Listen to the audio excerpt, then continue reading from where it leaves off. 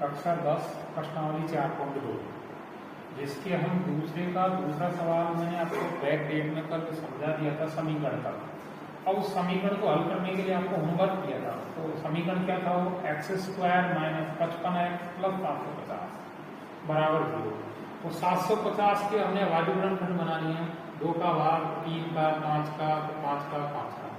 तो ये हमने अभाज्य गुणनखंड बनाने के बाद इसके 2 टुकड़े कैसे करेंगे? अंतिम अंक हमारा 5, तो बची कुछ गुणा करेंगे 5 25 25 75 75 गुना 150। क्या 150 में 5 को जोड़ने पर 55 आ जाएगा? नहीं आएगा। मैं जोड़ने पर ही क्यों बोल रहा हूँ? क्योंकि तीसरी संख्या हमारी प्लस की है, इस कारण जोड़ने पर ही आएगा। तो अब आगे क्या करेंगे? नीचे वाली 2 का गुणा करेंगे 5 25, तो वो लिख दिया।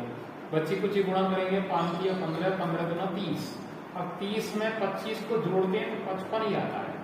अब ये 55 आ गया तो दोनों जोड़ने पर आ रही है, तो बीच वाला चिन्ह हमारा माइनस का है, तो दोनों में माइनस का ही चिन्ह लगेगा। तो यहाँ मैंने आगे बना लिया x² minus 25x minus 30x plus 750। अगली लाइन इन दोनों में से कॉमन ले लिया x, तो x का भाग दिया x² में, तो x आ गया, x का भाग 25x में दिया 25 आ गया। इनमें से कॉमन ले लिया माइनस का 30 से 30 कट गया, x आ गया, माइनस का प्लस में दिया तो माइनस आ गया, 30 का भाग 750 में दिया 25 आ गया बराबर 0। अब दोनों ब्रैकेट हमारे समान है, तो इसी को हम कॉमन ले लेंगे x माइनस 25। इसका भाग दिया तो x, फिर इसका भाग पीछे वाले में दिया तो माइनस 30 बराबर 0।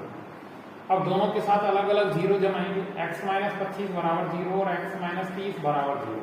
यहाँ 25 का पक्षांतरण किया तो प्लस में चला गया, ये 30 का पक्षांतरण किया तो प्लस में चला गया। दोनों में से एक भी माइनस नहीं है, तो इस कारण किसी को निरस्त नहीं कर सकते।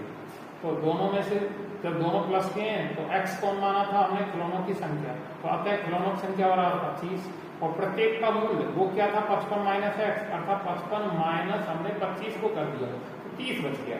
यानी कि अगर खिलौनों की संख्या 25 है तो प्रत्येक का मूल्य 30 है। फिर दोबारा यदि x का मान 30 हो तो खिलौनों की संख्या बराबर 30, प्रत्येक का मूल्य 55 माइनस x, तो 55 माइनस 30 बराबर 25 बच जाएगा।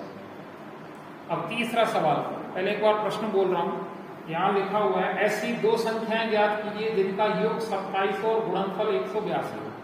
यानी ऐसी कोई 2 संख्याएं जब उनको जोड़ा गया तो 27 आया और जब उनका गुणा किया तो 182 आया। वैसे कैसे हल करेंगे? पहले लिख दिया दोनों संख्याओं का योग बराबर 27। माना कि पहली संख्या उनमें से x है, तो दूसरी क्या बचेगी? 27 माइनस x। इसे y से भी कर सकते हैं, माना कि पहली संख्या x दूसरी y। तो यहाँ तक आगे समझ में, तो आगे देखो कैसे हल करेंगे। फिर लिखा है मैंने प्रश्नानुसार। प्रश्नानुसार में क्या था? 182 इनका गुणनफल, तो पहली संख्या x है, दूसरी 27 माइनस x है, तो मैंने यहाँ इनका गुणनफल कर दिया और गुणनफल के लिए आपको ब्रैकेट में जमाना है। तो x का गुणा 27 से किया तो 27x, x का गुणा माइनस x से किया तो माइनस x², और 182 को आगे पक्षांतरण कर लिया तो माइनस का आ गया। अब बड़ी घात बीच में, तो इस कारण वो पहले रख ली माइनस x² प्लस के 27x माइनस 182 बराबर 0। पहली वाली में माइनस का चिन्ह आ रहा है, तो ये हमने माइनस का चिन्ह कॉमन ले लिया, तो ये प्लस की बन गई, दूसरी वाली माइनस की बन गई, तीसरी वाली प्लस की बन गई बराबर 0। दोनों पक्षों में से कॉमन था तो कॉमन हटा दिया, तो उत्तर बन गया x² माइनस 27x प्लस 182 बराबर 0। अब इसके गुणनखंड करेंगे, पहली और तीसरी का गुणा करते तो 182 x² आता है। तो 182 के अभाज्य गुणनखंड बनाए, पहले 2 का भाग 7 का दे दिया, 13 13 कर दिया। तो बीच में क्या लाना है? 27x, पीछे वाली का ही है प्लस की, तो जोड़ने पर आएगी। तो अंतिम अंक क्या था मेरा? 13, तो वो लिख दिया। बचे कुछ क्या थे? 7 और 2, इनका गुणा कर लिया, 7 दूनी 14। अब 13x में अगर 14x को जोड़ते हैं तो 27x ही आता है, जोड़ने पर आ रहा है, बीच वाली संख्या माइनस की है तो दोनों माइनस ही लगेगा, एक प्लस लगता तो दोनों प्लस ही लगता। तो x² 27x के स्थान पर जमाना माइनस 13x और माइनस का 14x प्लस 182 बराबर 0।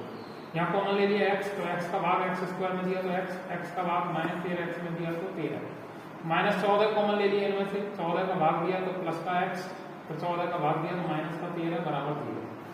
अब दोनों ब्रैकेट हमारे समान है, x माइनस 13 और x माइनस 13, तो यही हमने कॉमन ले लिया।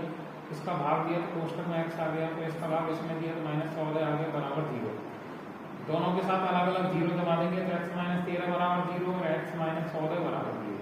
माइनस 13 का पक्षांतरण किया तो प्लस में चला गया, माइनस 14 का पक्षांतरण किया तो प्लस में चला गया। दोनों प्लस के, तो इनमें से किसी को भी निरस्त नहीं करेंगे इस सवाल की तरह। तो यहाँ भी ऐसे लिखेंगे, पहली संख्या कौन मानी हमने x बताते हैं, पहली संख्या 13 है तो दूसरी क्या बचेगी 27 माइनस एक्स, तो 27 माइनस 13 बराबर 14 बचेगी। फिर दोबारा लिखेंगे यदि x बराबर 14 हो तो पहली संख्या बराबर 14 और दूसरी संख्या बराबर 27 माइनस 14 बराबर 13 बचेगी। इसी प्रकार आज की क्लास में